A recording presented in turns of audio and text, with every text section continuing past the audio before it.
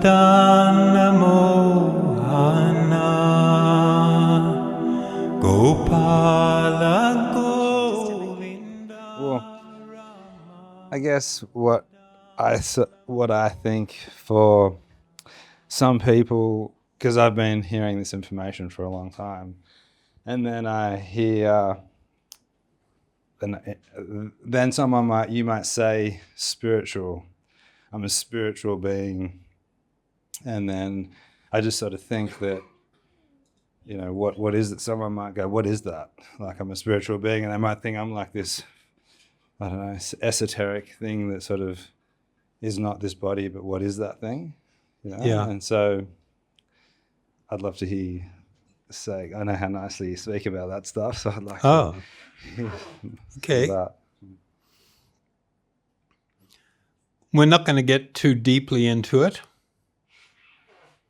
but you should know that you are a person. In Sanskrit, the term is Purusha. The living being is actually a person. You heard of near-death experiences? I was just reading one today. It's probably the most scientifically studied, and it was controlled and everything. There was a woman that was having, she had a brain aneurysm, and it could break and then flood her brain and she'll die. So it was like, the problem was it was in such a delicate place that it was almost impossible for surgeons to be able to operate on it. And they came up with this idea that what they would have to do is to sedate her. Then they are going to cool her body down to really cold. And they were going to drain the blood from the body in order to do this experiment, this operation. And they had to know that the brain was not active. The brain wasn't allowed to function. It was such a delicate thing. So they had these earplugs in, and they're making these really loud clicking sound, click, click, click. And what they're doing is monitoring brain reaction.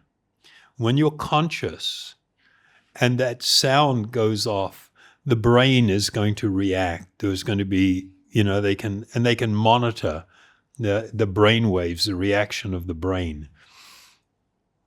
So they knew that she was literally dead. There's zero brain activity, none. And the blood has been drained out of much of her body, a big percentage of it. And she's been really cooled. And then they did the operation. And then when they were finished, she went into recovery room. And later, when she woke up, the surgeon came in to see how she was. And she described what happened to her, how she actually left the body.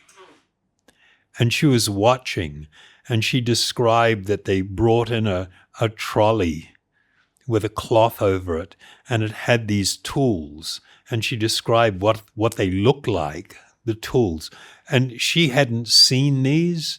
The doctor was like amazed, because they don't want the patient to see any of the stuff they're going to use, because it's brutal, Got to cut open the cranium and take it off, and it's a really messy scene.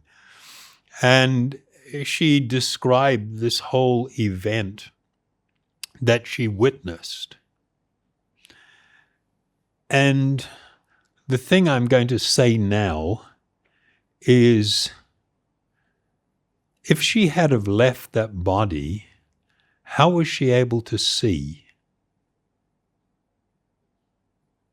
How was she able to hear the conversations and describe to the doctor the conversations that were going on? The reason I'm bringing this up is to give you an indication. most people think of what they call the soul, the spiritual being, the soul, as being just like an energy or something that's fundamentally impersonal. But the most important thing that you have to understand is the spiritual being is a spiritual person. When the living being occupies the body, it lends consciousness to the body. It lends life to the body. Because it has spiritual senses, can hear, see, therefore these organs can work. I know this is not completely satisfactory. It's a big subject. There is more, but that's probably enough for now. It's, the way the great yogis, what they went through to try and have, usually through, and I'm talking about with mechanical processes, the Ashtanga yoga process, for instance, where they would, live alone. Sometimes they'd spend 30 years in a cave trying to, come to shut everything off and to go within to discover who they really were. But they came to recognize certain things, which modern science has sort of helped a little bit. In somebody, just the example of somebody sitting in a movie house, when you look at a movie on a screen, and if I ask, how are you seeing that? How do you see? Most people say, I see with my eyes. And you absolutely don't see with your eyes. These eyes are just globules, gushy stuff. They're really disgusting, actually. When I was a kid, was playing cricket, one of the guys, the bowler was a bit wild, and it, came off his bat. It hit him on the side of the head, and his eye came out. It's pretty disgusting. Hanging there by the optic nerve, it's really gross. And it's sort of like, okay, this is what's making you see? The answer is no. The light reflecting off the screen in the movie house enters the eyeball, and what it does is it hits photosensitive cells at the back of the eye. And those photosensitive cells, when they're hit by light, they create an electrochemical reaction, and it fires off a form of nerve stimulation or energy. And then that series of goes all the way along the optic nerve to the visual cortex of the brain. And there it just explodes, and the brain is just like, there's all this electrochemical interface. So it's not actually the eye that's seeing. My question now is, where is the picture that you see? Where is that picture? And who is seeing it? This is yogi territory. This is the kind of thing, And so when they became really deeply absorbed in this, they're just looking, they got the Albert Einstein look, just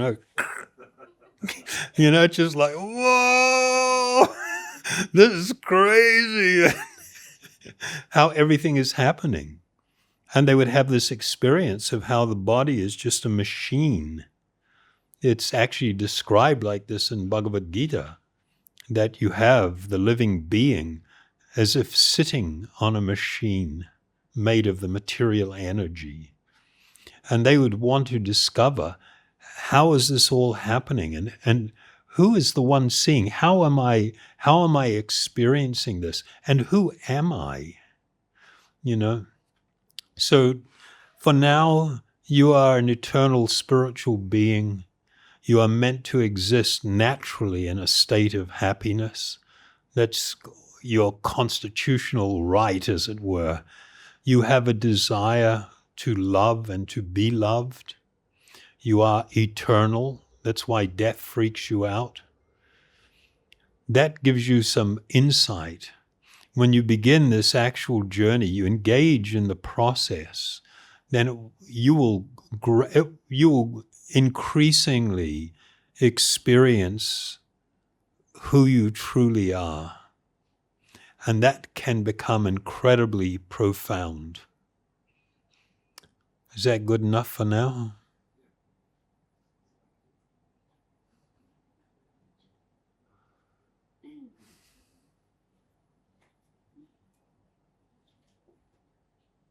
Anybody else?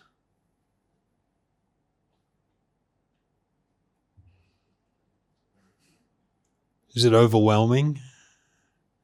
No, it's kind of cool though, right? It's kind of amazing. Yeah. Haribol, Charan. Haribol. How do I tell my children about eating vegetarian, not eating meat? So they are Catholic background and all their lives. Sometimes they will eat like veggie meal with me, but How old are they? 21, 19, and 16. Okay. So a few days ago, I make a meal, and then my son was like, "Where's the fish?" And I told him like, "Oh, I forgot to buy fish," And then the last few days, I didn't buy anything, and Yeah, you have to be. It's easier when they're young, and they're hearing these ideas and considering them as they grow.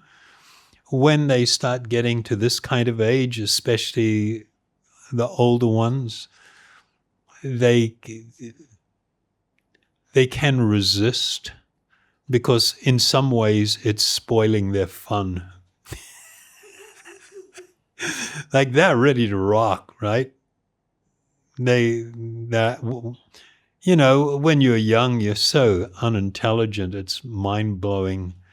You think the world is this amazing place and you're just going to rip it and have this extraordinary time, and it just party, but we don't see the futility in it. We're not experienced enough. And so when people get kind of like geared up to really go out there and rock the world, sometimes they have difficulty listening. So you have to use your intelligence of how much to give. And you should look how to give something in a way that it helps them in their life.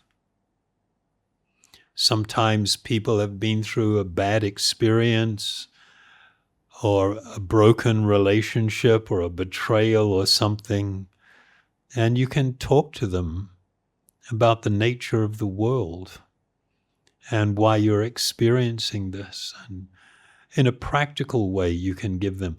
It's hard for me I cannot tell you what to do. I don't know them. And therefore, I don't know what is a really good way to approach them.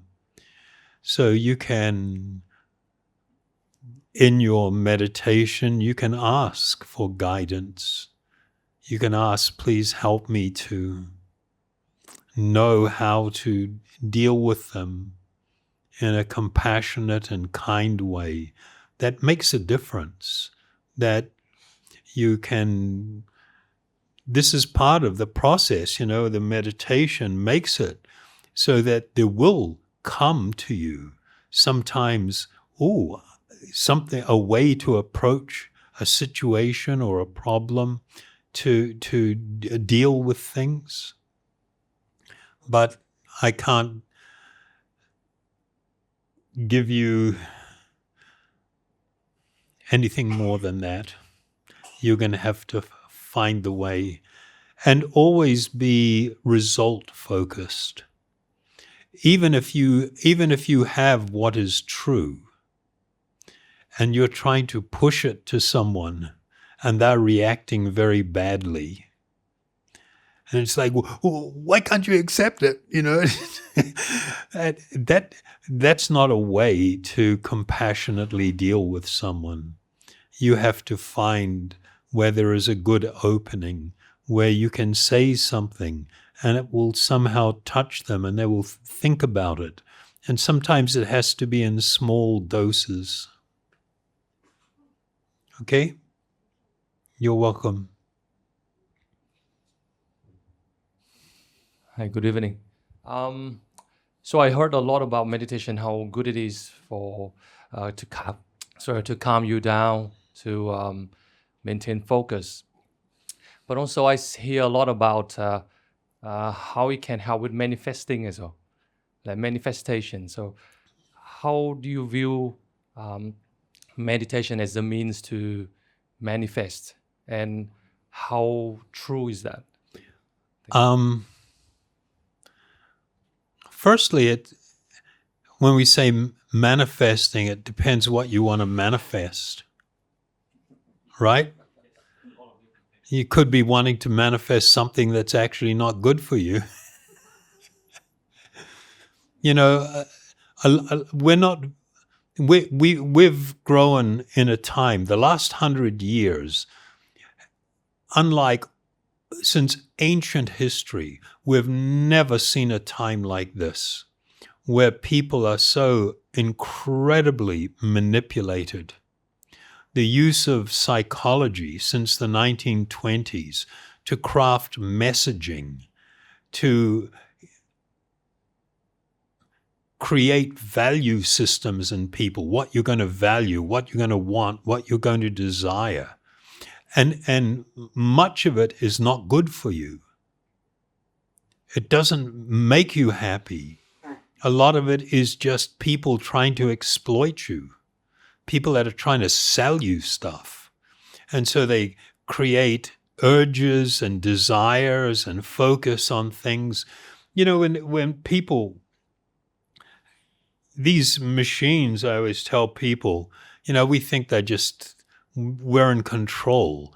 This thing here, what you can't see is what's on the other side. There's a vast array of computing power that's watching everything that you do. It's watching everything that you do. And it's constantly gaining information, how to manipulate you and how to take advantage of you. What you get fed. Apps are all designed on principles of addiction. They study addictive mentality, addiction psychology, and it's all applied to everything, even the way the buttons work and everything. It's all done with this kind of intent to exploit you. And so, you know, a lot of the stuff that people want to manifest is actually not in their interest. It won't make you happier. It will make you more unhappy. You look at what's going on in the world. In the last 15 years, there is an exponential rise in mental health issues, in very serious depression, in suicidation. My God, a couple of days ago, a report was released by OpenAI that on ChatGPT, in any given week, there's 1.2 million people talking about suicide and how to do it. And nobody's relating that perhaps the direction that we're heading and what we're doing is actually really bad for us. All we have to do is look at the symptoms. People there's a new study out where young people, you know, like late teens, early 20s, there's a huge amount of them that can't even sit and watch a movie. Because normally you'd have the phone on and you'd be, you know, playing a game or something while watching the movie and everything. And you take the phone away and you just have to sit and watch the movie. There's this growing percentage of people that can't even watch a movie any longer. Whereas, when people that are maybe over 30 or 40 years of age, they remember, you go to the movies and it's just like really absorbing. Everybody gets really into it. Not that that's a good thing. I'm not promoting that at all. It's living in a fantasy. So, number one, I really don't like this crap about manifesting. Sorry, that's probably going to offend some people. I don't care. I'm telling you, it's not good for you. This idea to want to become godlike, we already have a major problem that we think we're the center of everything. I see everything in relation to me, my parents, my brothers and sisters, my children, my husband, my wife, my community, my family, my country, my racial group, my language group. And I see the world, everything in relation to me. I am not the center of the universe, yet that's how I'm living. People didn't used to live this way. They didn't have these kind of ideas.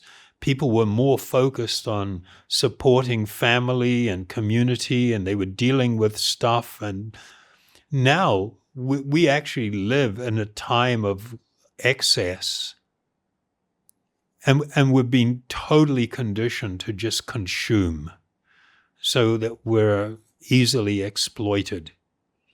And these ideas of manifesting really appealed to that psychology, that I'm the center of the universe, it's all about me, and I want to make all my dreams and wishes come true. I promise you that if you adopt this way of thinking, you will be unhappy. You will not become happy, even if you can get everything that you desire and more, times 10. You will become actually increasingly unhappy because you will have the experience. Before I just dreamed about stuff, if I could have that, it'd be amazing. If I've got the money, or I actually could manifest, and I could do anything I want, I would experience how utterly futile that is and how incredibly disappointing it is, because it's not doing anything for you, and you've just become addicted to this cycle of stuff. So, number one, it's not really that possible, the way people are talking about it.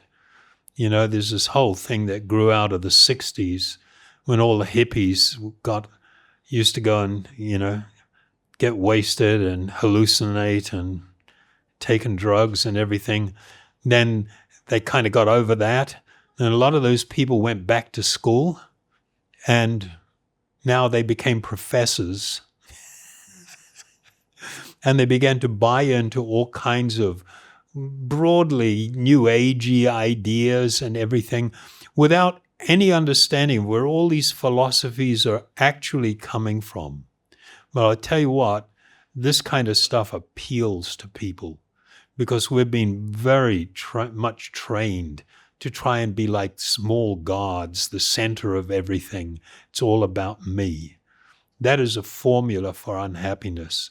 When you do something very kind for someone, somebody is in need, even a simple thing, like a woman with groceries and she's got the kids and trying to open the boot of the car to put the groceries in, just to step in and say, let me help you, and just open it for her. Even something simple, a little kid fell over, picked them up, you'll be okay. Whenever you do show kindness, you feel something good inside. And the bigger the kindness, the more wonderful is that feeling. That is because we're actually doing something that's closer to our actual spiritual nature. Our spiritual nature is not that we are the center of everything. It's all about me and I'm just taking. I'm sucking stuff. Yeah, I'll give as long as I can get. It's merchant relationships and everything. That doesn't fulfill us, that is alien to what our spiritual nature is. So people promoting, manifesting, I have no time for them. I think it's really bad, because you're pushing people on a course that cannot end in happiness. It will absolutely end in disappointment, alienation, feeling alone, feeling empty, then starting taking shelter in alcohol and drugs or gaming or pornography or whatever to try and fill up that emptiness. And that just further destroys you and alienates you from your actual spiritual identity. Okay? I hope that's not too shocking. Thank you. I'd like to follow up on the question regarding parenting, and Yeah. also kind of a few things that you alluded to. How do we best support the kids on this spiritual path? I mean, in the olden days, they grew up in a community. They Yeah. saw the example of the parents. They were brought up by the tribe, the village. Now they've got the cheap dopamine.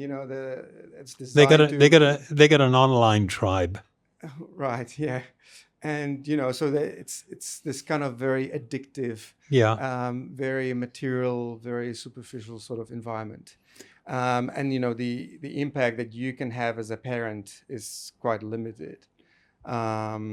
So how do you- Not necessarily. You have to be really smart. And you have to be on a journey yourself. Kids, I used to watch my parents when I was a kid. They're always telling me not to do things that they would do. You shouldn't do that. Not doing it. And it's kind of like, isn't that what a hypocrite is? So don't think children are dumb. They're very alert, and they watch.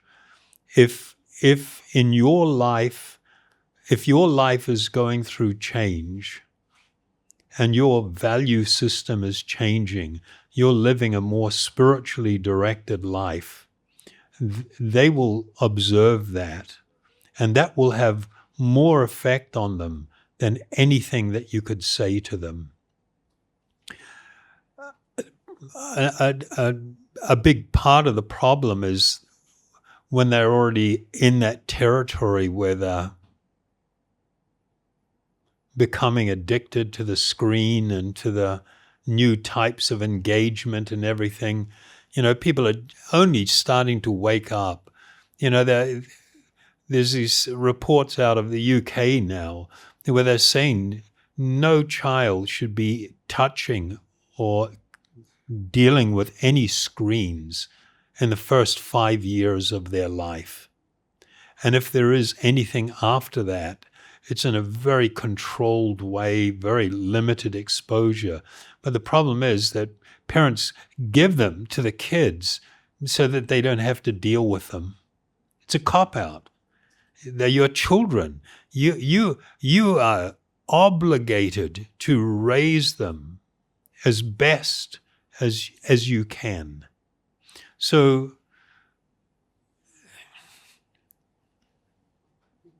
I figured with my children, the first thing they have to learn really quickly is you are not the center of the universe. I'm sorry. You may have what you think is a crisis and it's overwhelming you and you need attention right now. And sometimes because we live in a family, you're going to have to take a number and stand in line. We will get to you, but it will be on when it's proper for me to do it. I can't drop everything just because you're having a flip out over something. For children to learn that they're not the center of the universe, it's not all about you, I think is really valuable on at least two things, way more, but one is you're teaching them delayed gratification. Just because I think I have this need, I don't have to deal with it immediately. I don't have to just react always to whatever's going on in my mind. And there are things in life that are worthwhile waiting for. They've done this enormous study out of Dunedin in New Zealand that's been going on for 50 years, more, 60 years, where they took young kids, 1,600 children, and they interview them, they look at the family, and then they report back in, and they do different kinds of testing, and then as they grew older, 1,400 and plus of them are still reporting in every year. And they showed that the greatest indicator that somebody would be considered successful in life, be able to hold a good job, be able to focus, work with a family, not get involved in addiction, not be always going into debt cycles and, all this kind of stuff, was the capacity for children to have delayed gratification. They would do these little tests that they'd put up a little plate with some cookies or some sweets on it. And they'd say, I got to go out now. You have to wait until I come back and then we can eat it. But while I'm out, you're not allowed to touch it. You're not allowed to eat it. Okay? And the kid, yeah. And then they go out and they got cameras on them and it's just like amazing. The kid's just like touching it and then just getting like, just flipping out. And some of them could actually just sit there. And others, as soon as the doors shut, and these are bad indicators of where somebody's life is going to head. Delayed gratification is really important. And also, like what I'm talking about, where you're not the center of everything all the time, highly socializes people. They learn how to function in society and with others, where I can't just be so demanding. Everything is always about me. You become such a dick that nobody wants to be around you. And so, they've got all these styles of parenting where they give the kids whatever they want and all this kind of stuff, supporting them in their, and it's just like, then they get to be teenagers and nobody wants to have anything to do with them. And then they're really isolated. The way people used to grow up, for me, it was really transformative. When I was 18 years old, I left New Zealand. I came here, went on from here to India. I lived there as a monk for 2.5 years. I went out to the Philippines to open an ashram with another friend of mine. I spent 35 years based, I've spent 40 years of my life in that part of the world. And it blew my mind how everybody was not totally self-centered. The idea of being self-sacrificing, of parents trying to do what they could for the children, but the children learn at an early age. As soon as I've got it together a little bit, I need to be helping with my brothers and sisters. I need to be helping my parents around the house. The idea of having duty and responsibility, the idea of duty is just gone. And that turns people into just unstable, greedy little monsters that have enormous mental health issues and no resilience. And it's really bad. There was a famous personality in India. His name was Chanakya Pandit. His formula was fundamentally, for the first 5 years, you can fondle a child, meaning you protect it, you nurture, you give a lot of, support and everything. Then he said from age 5 to 15, he used a term that's like the equivalent of English to rule with the rod. But what it means, you don't beat, but what it means is you implement discipline, that they have to learn how to function within boundaries and what responsibilities were and everything. So they grew up for 10 years with this kind of training. Then he advised that beyond that, one should become the actual friend of your child. Becoming a friend when they're really small, not a good idea. You're meant to be guiding and leading them.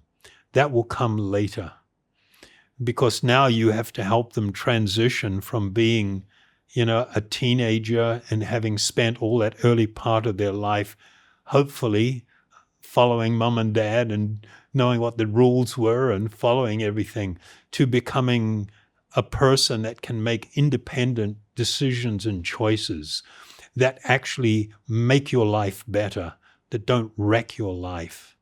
And so helping them through that transition from being a child to a really strong, independent adult was really important. And to make it so they feel so confident in dealing with you that they can come to you with their deepest secrets rather than their dumb friends who don't know anything, that they can come and open their heart and tell you what's going on and seek direction. I think that's extraordinarily good advice. And he gave that hundreds of years ago, more than 1,000 years ago. What do you think? Pretty full on, yeah? I agree with everything you said. Yeah. So sometimes, in life, we find ourselves in different situations. And sometimes we haven't made good choices, good decisions. And what it's all about is not living in the past. It's where to from here. What can I begin to do that's going to make my life and people that I have some responsibility for, their lives better? To learn to make good choices produces good outcomes. You make bad choices, you suffer the consequence. It's inescapable. Absolutely inescapable. So for people to learn that, if I make bad decisions, I was talking to some kids up in Brisbane at a retreat. I told them they should be smart and not like little rat or a mouse. You got a rat or a mouse in the house and you get a trap and you put a big juicy piece of cheese on it. Of course, this is just an example. And the rat kind of comes and starts scoping it out, and they're really careful and, and then they keep looking at the cheese, and it's just like what we do. We contemplate on the objects of the senses. It describes this in Bhagavad Gita. By contemplation of the objects of the senses, one develops attachment. From attachment comes lust. From lust will come anger and disappointment. So, scoping out the cheese, and all it can think of is, this is going to be amazing, this is going to be fantastic. It jumps on the cheese and sinks the teeth in, and there's just like a millisecond of just, wow, heaven, and then bam! We don't think consequentially. We just get fixated with that thing, and if I just have that, my life's going to be amazing. And I don't think, well, once I've already got it, what's going to be the roll-on effect? Where is this all going to go? Where does it go down the road a little bit further? We've been trained by all of the advertising and everything to just be impulsive. And when desires arise, and they're often placed there by others, when desire to without hesitation, just, Nike, just do it. Don't think about it. Don't consider the consequence. Just do it.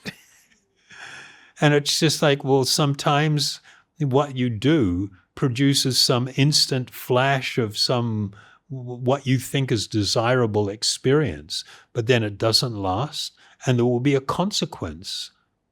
And that consequence may make it that really wasn't worth it. How to teach kids that? I think what's really something that blew my mind with the Vedic culture, that children, but everybody, but children were taught how to question things, to question everything. When you learn how to question, you start the process of thinking about stuff and analyzing it and thinking, is it worth it? Somebody can become strong enough that they're not sucked in with their peers into crazy and harmful activity that makes their life worse. They go, why do I want to do that?